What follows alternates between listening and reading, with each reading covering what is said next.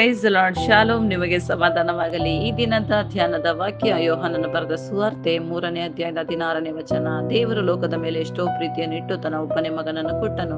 ಆ ಮಗನನ್ನು ನಂಬುವ ಒಬ್ಬನಾದರೂ ನಾಶವಾಗದೆ ಎಲ್ಲರೂ ನಿತ್ಯ ಜೀವವನ್ನ ಪಡೆಯಬೇಕೆಂದು ಆತನನ್ನು ಕೊಟ್ಟನು. ಆ ಮಗ ಅಂದರೆ ಯೇಸು ಕ್ರಿಸ್ತನನ್ನ. ದೇವರು ನಮಗಾಗಿ ಪರಲೋಕದಿಂದ ಕೊಡಿಸಲ್ಪಟ್ಟಂತ ಈ ಪ್ರೇಮ ಪತ್ರ.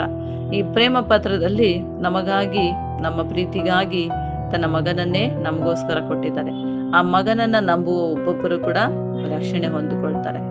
ಅದಕ್ಕಾಗಿ ದೇವರು ನಮಗೋಸ್ಕರ ಕಳಿಸಿರುವಂತ ನಿಜವಾದ ಪ್ರೇಮ ಪತ್ರ. ಈ ಪ್ರೇಮ ಪತ್ರವನ್ನ ಸ್ವೀಕರಿಸುವ ಪ್ರತಿಯೊಬ್ಬರನ್ನು ಕೂಡ ದೇವರ ಆಶೀರ್ವದಿಸಲಿ. ಆದ್ರೆ ಈ ಲೋಕದಲ್ಲಿ ವ್ಯಾಲೆಂಟೈನ್ಸ್ ಡೇಗೆ ಅನೇಕರು ತಮ್ಮ ಪ್ರೀತಿಗಳಿಗಾಗಿ ಪ್ರೇಮ ಪತ್ರವನ್ನ ಕೊಡ್ತಾರೆ. ಆ ಪ್ರೀತಿ ಈ ಲೋಕದಲ್ಲಿ ಇರುವವರಿಗೆ ಮಾತ್ರ ಇರುತ್ತದೆ. ಆದ್ರೆ ನಮಗೆ ನಿತ್ಯಕ್ಕೂ ಜೀವಿಸೋದಿಕ್ಕೆ ನಮಗೆ ಕಳಿಸಲ್ಪಟ್ಟಿರುವಂತ ಈ ಪ್ರೇಮ ಪತ್ರವಾಗಿರುವ ಈ ಪತ್ರವನ್ನ ಆತನ ಮಗನಾದ ಯೇಸು ಕ್ರಿಸ್ತನನ್ನು ನಂಬುವುದೇ ನಿತ್ಯ ಜೀವವಾಗಿದೆ.